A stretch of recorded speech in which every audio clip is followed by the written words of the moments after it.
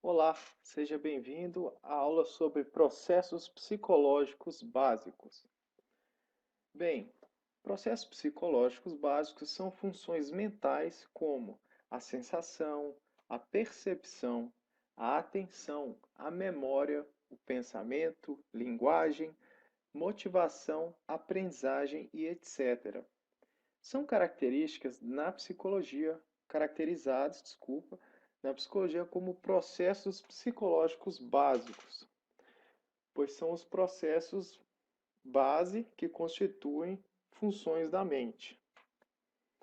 Essas funções derivam tanto das interações de processos inatos, ou seja, aqueles que o indivíduo já nasce com eles, quanto de processos adquiridos através da experiência ou contato com o meio externo, junto a relações do indivíduo de experiência e vivência com o meio.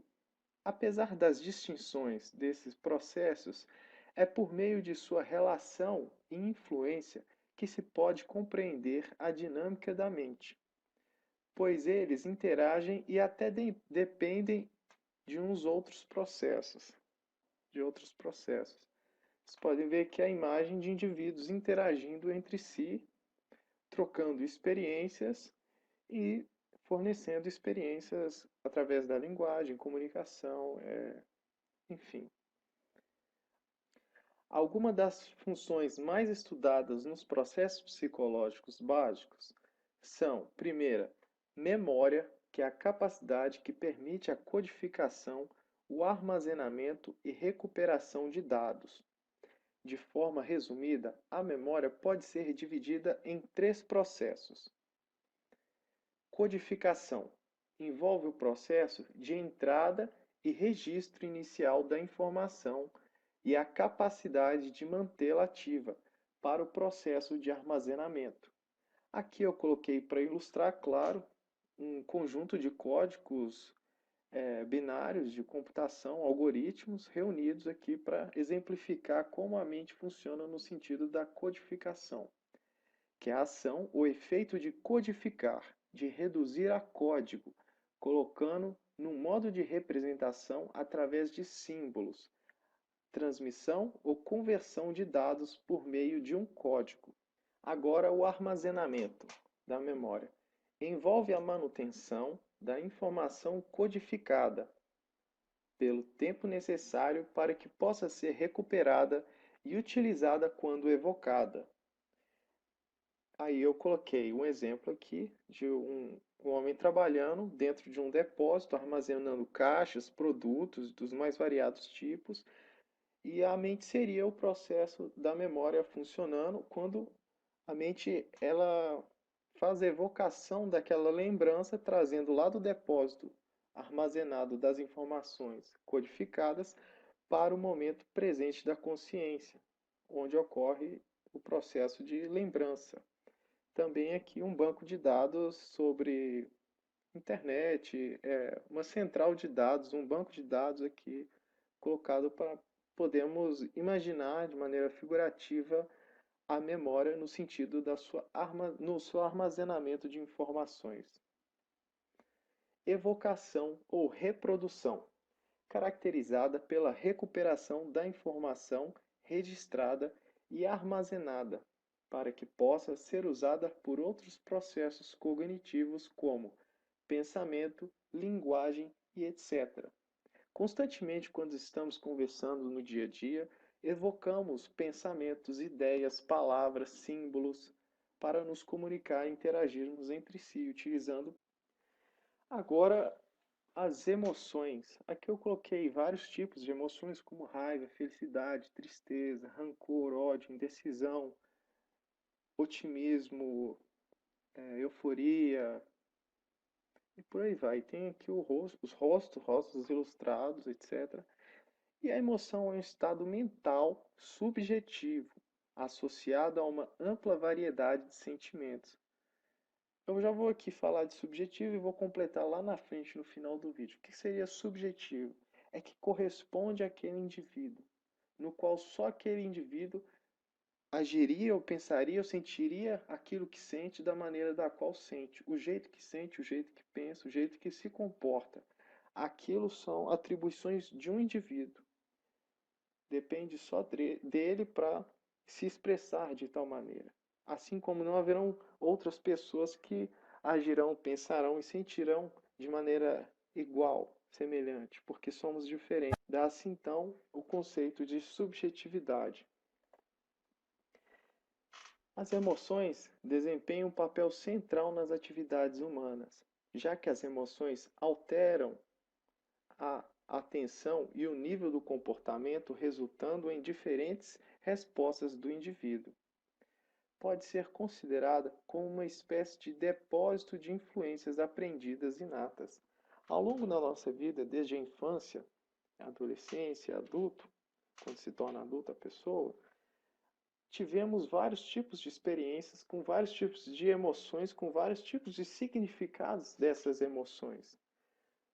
Enfim, uma emoção de uma queda, de um braço quebrado, de uma bronca de um pai, de uma mãe, de um conflito na escola, de um desentendimento na rua, assim como alegrias compartilhadas entre amigos, risos, contar uma piada e a pessoa reagir de maneira divertida, se sentir divertido contando alguma história, um caos.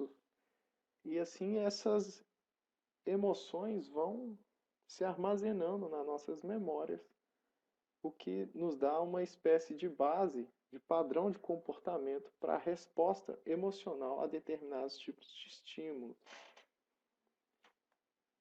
Agora vamos para o pensamento. O pensamento é a capacidade de compreender, formar conceitos e organizá-los.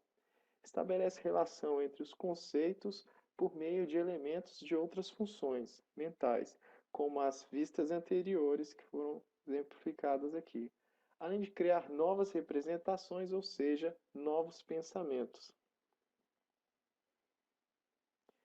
O pensamento possibilita a associação de dados e sua transformação em informação, estando consequentemente associado com a resolução de problemas, tomadas de decisão e julgamentos.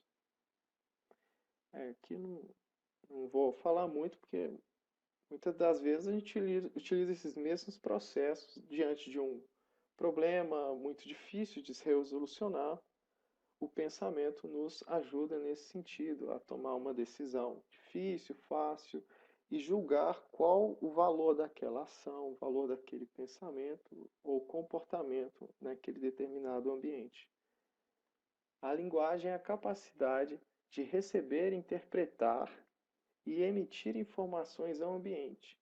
Por meio da linguagem podem-se trocar informações e desenvolver formas de compreensão e de expressão. Aqui exemplifiquei a imagem de uma família interagindo entre si, contando como foi na escola, a esposa falando como foi no trabalho, etc. Aqui um casal conversando sobre diversas coisas. A linguagem reflete a capacidade de pensamento. Então, se uma pessoa tiver um transtorno de pensamento, sua linguagem poderá ser prejudicada. Um exemplo de transtorno de pensamento é a psicose, onde o pensamento existe uma alteração do seu estado, digamos, entre aspas, normal, do que seria dito como comum de se esperar de todo o pensamento. A alteração prejudica essa função do ato de pensar. Junto aos processos cognitivos é que a linguagem se desenvolve, e se as habilidades das funções mentais são crescentes, assim os recursos linguísticos também serão.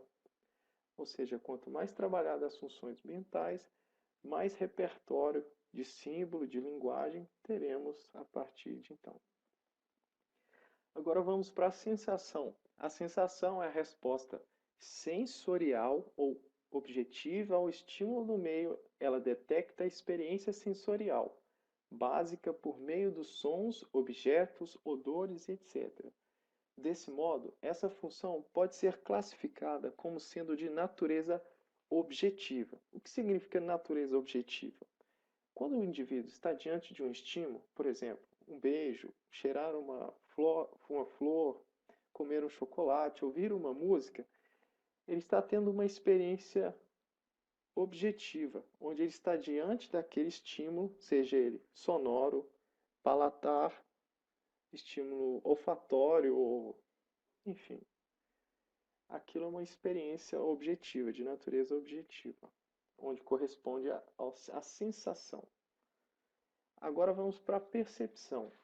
A percepção refere-se à capacidade de captar os estímulos do meio para processamento da informação. O que significa a percepção? Eu coloquei aqui para tentar responder esta pergunta como um exemplo da caverna de Platão, onde é contado na história, vocês podem ver na imagem de baixo que há pessoas de um pano segurando algum tipo de cajado, que nesses cajados tem um símbolo que é sombreado no fundo da caverna através da fogueira, representando símbolos de um pato, de uma árvore e de uma jarra. Essas pessoas que não estão vendo o fogo, né, acreditam, através da percepção, essa ser a realidade verdadeira, porque percebem ela como tal. Nunca saíram da caverna e continuaram sempre na caverna acorrentadas. Aqui, após a fogueira, uma pessoa se libertou e foi ver a percepção real da realidade. Aí tem toda uma explicação sobre o conceito de Matrix, do próprio filme Matrix, sobre como a nossa percepção nos engana, ou como a realidade que acreditamos ser a realidade, nem sempre é a percepção e nem sempre o que percebemos é a realidade de fato. Que um exemplo clássico não, um exemplo moderno em relação a isso é um rapaz interagindo com a tecnologia de realidade virtual. É tão real quanto o real que vemos. A projeção holográfica, assim, holográfica não, a projeção das imagens que ele está vendo. A percepção é considerada uma característica subjetiva, ou seja, corresponde ao indivíduo e depende da condição dele, de como ele se percebe e percebe o mundo, diferentemente da sensação, que é classificada como objetiva. Aqui temos um rapaz, ele está pintando um quadro de prédios tortos, onde na verdade ele tenta tornar esses prédios um pouco mais simétricos, retos, na vertical. O que ele interpreta a realidade de maneira mais geométrica, mais como se fossem prédios mesmo, quadrados, sendo que na realidade os prédios estão totalmente tortos, ou seja, ele representa a realidade, ele percebe a realidade de uma maneira muito particular. Muito obrigado por você estar assistindo esse vídeo. Esse foi o primeiro vídeo que eu fiz nesse canal, tentando explicar um pouco mais sobre os processos psicológicos básicos.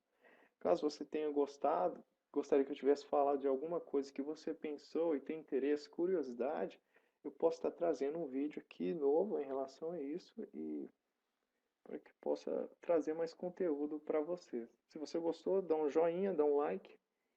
Deu um trabalhinho fazer esse vídeo, mas muito obrigado. Até a próxima.